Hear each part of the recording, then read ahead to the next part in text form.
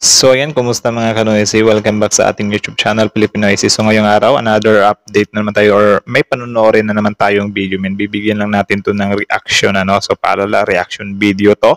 So nasa sa inyo na yan kung trip nyo kung samahang manood. Kasi yun, sobrang curious din talaga ako sa mga taong ito. So yan ang video ito mula kay Kalingap Vlog. Meron ito pamagat na Korean girl interesado sa puso ni David. Sana all Kalingap Prab latest vlog. So yun, again, bago natin simulan, Kalingap Vlog, supportahan nyo yan. Tapos syempre, kung trip nyo ng mga ganitong reaction video may kasama kayo manood, huwag nyo na rin kalimutang supportahan yung YouTube channel natin, Filipinoysi.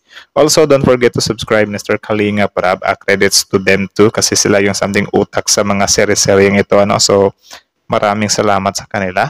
So, di na natin ito patatagalin pa. Simulan na natin, baka agawin pa ng China. Again, ang title ng video ito, Korean Girl interesado sa puso ni David. Kalingap Prab latest vlog. So, like, comment, share, subscribe. Start. Ano kuya, kamusta ang iyong heart? Kamusta ang iyong puso? Okay naman. Parang interesado ka sa puso ko Grabe yung tawa niya. Like, yun nga, trinay ni girl na mag-pick up line kay guy. Tapos yun, biglang naribat, men. Tapos hindi nakasalag. Kaya ganun na lang kalaki yung tawa niya. Sobrang nakakatawa yun, men. Tuloy. I mean, cute yun Grabe, Kuya David at Korean girl nagkasundo agad. At Korean girl interesado sa puso ni Kuya David. Sana all na lang Isang talaga. maganda at mapagpalang araw po sa ating lahat mga kalingap.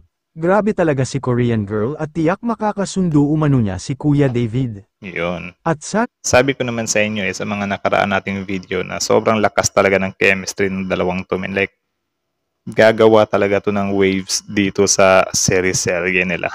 Tuloy. ay hindi niyo po makalimutan na mag-like sa video na ito mga kalingap. At salamat po sa inyong suporta sa Team Kalingap, lalo na po kay Kuya Val Santos at Kalingap Prab. And courtesy and credits to them, Kalingap Prab and Val Santos, matubang. So, tuloy. Naman sino sigurong tao ang makakasama o makakausap ni Korean girl ay talagang makakasundo mo agad ito. At halos hindi mauubusan ng mga salita para lang makausap niya ang kanyang kaharap na tao. At napakamasayahin talaga niya mga kalingap, at napaka-natural na natural niya kapag nakikipag-usap siya. At isa pa ay napaka-positibo niyang mag-isip, at kahit si Kuya David ay tanggap niya ang mga payo ni Korean girl sa kanya. At grabe, So, ang nagiging labas nito, ilang, na ba? I mean, anong edad na ba sila, men? Ilang edad? Na mental block ako. Ano bang, anong edad na meron? Ilang edad? Anong edad? Ano bang tamang word? Basta, yung edad nila, ano? Ha? So, kita nyo naman, men, I think pareha na silang matured, So, same as Kalingap Dan din yan at kay Medit na mga matured na din sila ba. So, mas unique din yung something love story nila. So, itong kay Korean girl at kay David, for sure, magiging din to, min. Maganda din tong storya na tatahakin nila like sinasabi ko sa inyo. Like this video kung agree kayo na magiging maganda yung storya ng buhay nila, men. Buhay or serye? ito na kaya ang pagkakataon ni Kuya David na muling mapukaw ang kanyang damdaming nasaktan. Nako. At ito lagi ang nakikita nating mga sinasabi ng mga manunood na bagay ang dalawang ito na mag-love team. Sana all. Si Kuya David at Korean girl, at tiyak umano na hindi mahihirapan si Kuya David kay Korean girl sa kanyang pakikisama sa kanya. At mapapansin talaga naman natin kay Korean girl ay hindi talaga siya mahirap pakisamahan mga kalingap. Tama. Ibang klase po talaga. Sobrang niya nga sobrang sarap niyang pakisamahan tapos ang jolly niya, 'di ba? Unang kita po ko pa lang sa kanya, grabe yung aura ng babaeng to Like, talaga, grabe, nakakamangha.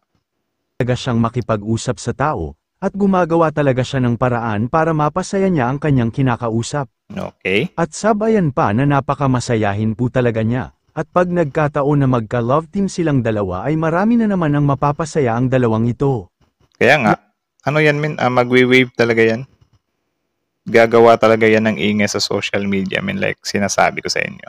Lalo na itong si Korean girl mga kalingap, grabe talaga siyang mag-isip, napaka-positibo talaga niya at sobrang napaka-masayahin pa. 'Di ba? Kaya Kita nyo naman sa mukha.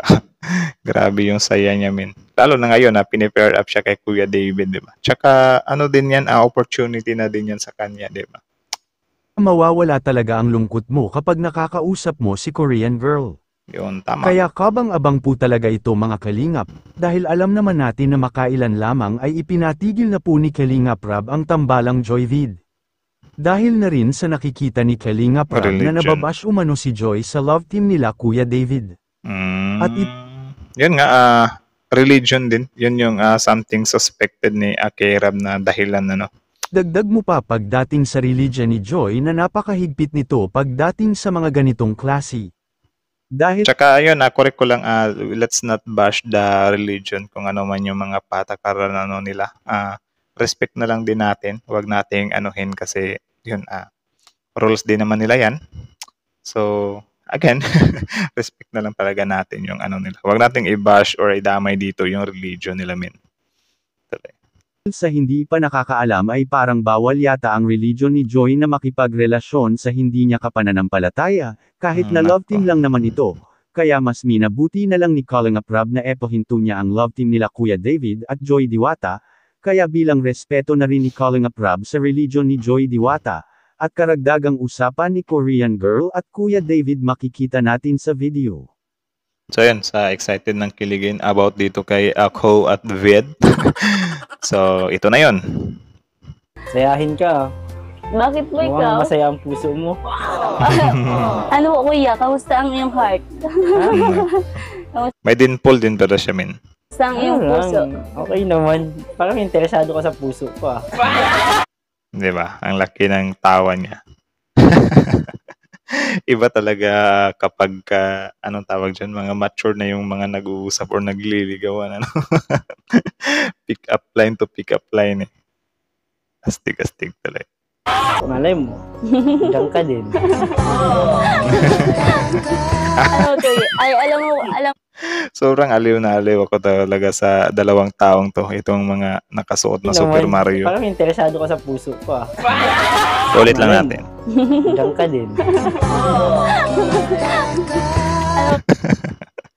Itong dalawang to ba, parang sila yung mga hype man, ano?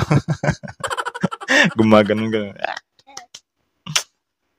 Hype man. Ay, alam mo po kuya, syempre, naandyan talaga ang problema po. Kaya, yun, kapag na-kay Lord po tayo, sabi daw po, sabi ko nga po nung, Tayo? Kailan tayo? sabi mo Yung bata pa nanonood sa kanila. Parang mga budoy itong mga taong to. Yung nasa isip ng bata. yung problema po, dumadaan lang po yan. Tama. Agree ako doon. Di ka lang po magtambay duman sa, wag mo pong tambayan yung problema mo po. Tama. Tama Galing naman. nyo mag-advise ano? So, ayun, mula kay Kalingap Vlog, supportahan nyo yan. Original view link in the description box below. Tapos, syempre, Kalingap Rab, courtesy credits to them. Supportahan nyo rin yan.